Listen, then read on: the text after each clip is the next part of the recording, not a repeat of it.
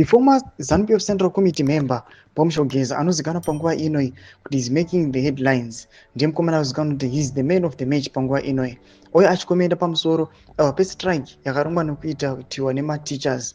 Wamunoona kuti musi wa28 March the planning kuti aiwa kuna mateachers achaenda kunodzidzisa nekuda kwekusagutsikana nemhuri yavari kuwana. Sanapinda mashoko anomuda nyogwa panapa pa official handle yakauya panapa the leader Bom Shogeza watiri kuona ari kuleader the 31st protest. Nodiwa subscribe like on the bell icon.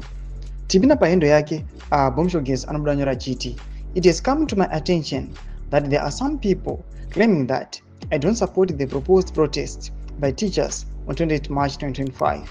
I firmly support them and any other protest planned in the build-up to March 31.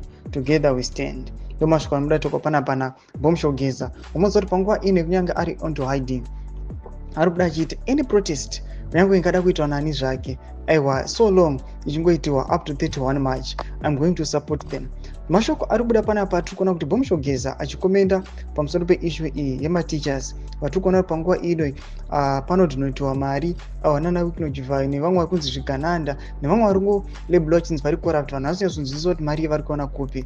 Toona kuti government employees vakaita sema teachers they are not being satisfied nemihoro yavo zvazokonzeresa kuti aiwa panguva ino patonoti kunyika medu nyika yeZimbabwe cost of living aiwa ikuramba ichiinkrisa but their salary inoramba iri constant. Now they want to show up aiwa mumastreets pamwe nekustrike vachiti aiwa takumbopawo our government chichemo chedu kuti irevhile amasalaries edu. Tudze mafunguro enyu noti kudii pamusoro pechitiko ichi noikomend noichipiwa nageza pamusoro pe-this strike. Pinda comment section medu tudze mafunguro enyu, so subscribe or like pamwe on the bell icon.